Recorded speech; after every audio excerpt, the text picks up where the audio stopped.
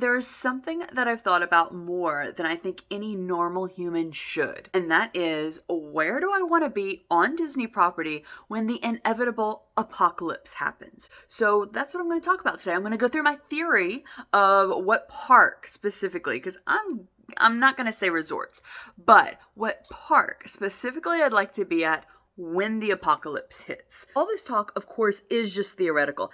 In the actuality of like an actual apocalypse, honestly, I would probably just give up like 2 days in. I am not going to be a number 5 struggling by in the apocalypse until I find the love of my life sort of character in this apocalyptic story. As always, I would love to know what you have to say about this, so let me know in the comments down below. What would your park choice be and why?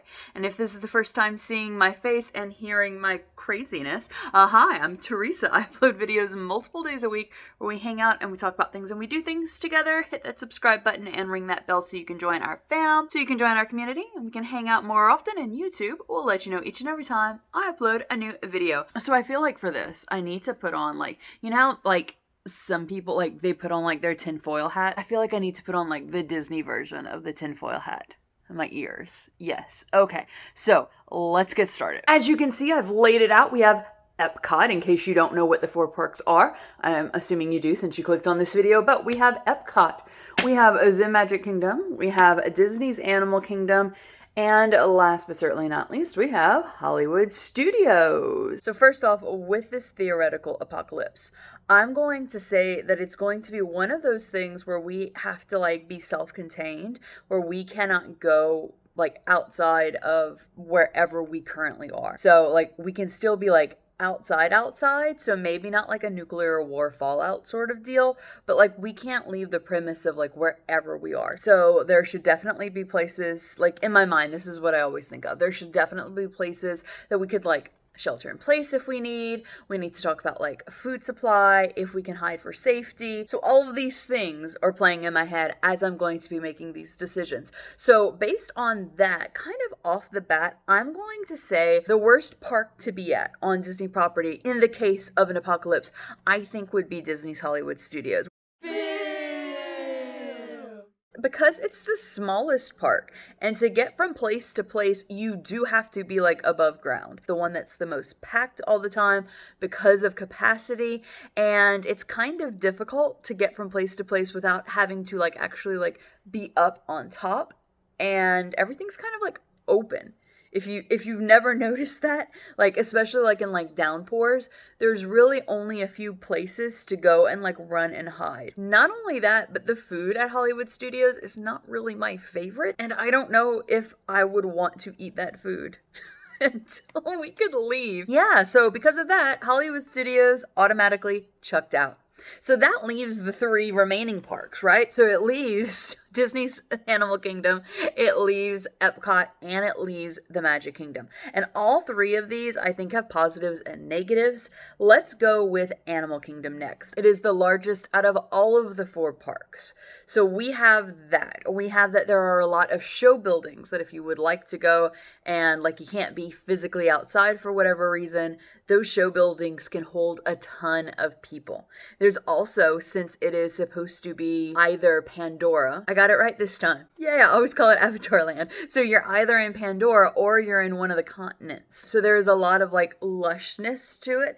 There's a lot of places that like you could go up a tree and hide if you need. Go on like the safari area if you would need. There's a lot of backstage areas to that as well. And I know that like some PETA person's going to flag me for this, but in the case of like emergency, there's animals. There are a lot of animals that if like all of the food ran out, you could eat the animals. We don't want to eat the animals, not at all, because they're endangered species. But if you think about it, like apocalypse, starvation, I'm sure things would happen. So there is plenty of food possibility. So that one is definitely a contender up there. But there's something like in my gut that's like something bad could definitely happen there. And I don't know what it is. It's more than likely like those animals that I just talked about, like that could be our food source potentially. So if there is like, let's say no electricity or like systems are down, what's to stop those animals from leaving their areas on the safari and coming and hunting us. That's the only other thing. Like, with the animals, would we then become the prey for those animals? So that's a like, maybe I wouldn't feel safe there. That's really the only thing, though, that would be keeping Animal Kingdom out of the top 2, because for that reason, I have to X out Animal Kingdom. Now, my top 2 contenders, of course, would be the Magic Kingdom and Epcot. I didn't say this about the other 2, but they're also pretty isolated. So Animal Kingdom has Animal Kingdom Lodge next to it. But, well, next to it, a fair distance. I guess if you needed to go to a hotel anywhere on property, I mean, you could walk anywhere if you had enough time. But those 2, I feel, are the most isolated away from hotels. And I say that because that's the positive points, or some of the positive points, with Epcot and the Magic Kingdom.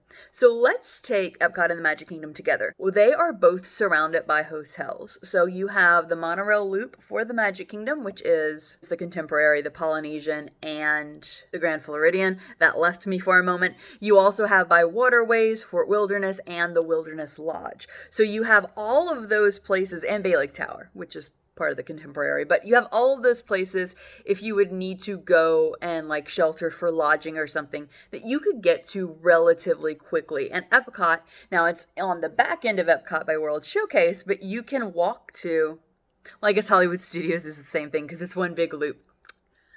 Not thinking too well. So you have Epcot, you have Hollywood Studios, and in the middle, you have Swan and Dolphin, you have the Boardwalk, and you also have the Yacht and the Beach Club. So all of those could definitely provide shelter and food and such. I don't know why I forgot that it was all connected. Big positive for the Magic Kingdom is the utilidors, the tunnels underneath the Magic Kingdom. That is like a fallout shelter in place sort of thing. Because if anything happens, I mean anything, even like tornadoes, you go down into the tunnels. So that could definitely keep people safe. It's like a little community down there. There are cafeterias to eat at down there. There are showers, toilets, things like that. Places that you can go and rest. It could also hold a lot of people as well. There's even an automated trash system to take the trash from upstairs to out downstairs. You also technically have to cross a moat to get into the Magic Kingdom from off property. So all of that, I think, is pretty safe. Also above ground, there are tons of rides and attractions. There's a lot of indoor things that you can do at the Magic Kingdom that if you would need to hide from something, shelter in place, that sort of thing, you could do in that park. Now, the only thing with that is food could potentially run out. Now, on the other hand, when you have Epcot, there are some areas downstairs as well, but they're more so like storage places, from what friends of mine who have worked at that park say. They're more sort of storage places. So Epcot is also a huge place. A lot of it, though, admittedly, is out in the open. So if we're going for the like we did for Hollywood Studios, of like that park's mostly out in the open, that would be where Epcot would fall kind of below the rankings. That's where Epcot would fall a little bit below the Magic Kingdom. It's not necessarily as safe because there is so much out in the open for walking. But where I think it goes above the Magic Kingdom are the food options. So you have the living seas, which I think people would feel better about saying that we could eat the fish in the living seas rather than we could theoretically eat the animals on the safari. You have all of those fish. You also have right next door to it the land. So the land, if you don't know what living with the land is, which is like my love and joy, it's hydroponics and like aquaculture, things like that. So you have tons of food sources and almost a never-ending supply of food source, because the whole point of the land is trying to grow things with thinking of, like climate change and things like that, trying to grow things where and when land will not be, actual land will not be accessible, where there might be droughts, things like that. So I definitely think that the Land Pavilion and the Living Seas Pavilion put Epcot, at least today, because it goes back and forth a lot between the Magic Kingdom and Epcot, those two pavilions put Epcot a little further up than the Magic Kingdom. So for the purpose of today's video at least, I'm going to say that if I was at the Walt Disney World resorts during an apocalypse, I would want to be located in Epcot. Like I said at the beginning of this video though, I want to know what you think. Let us know in the comments exactly where you would want to be on Disney property if an apocalypse hit, and what your reasoning behind that is. I would love to hear from you. That is it for me today. Thank you so much for spending a little bit of your day with me. I hope that you have a wonderful rest of your day, and I'll see you in another video. Goodbye!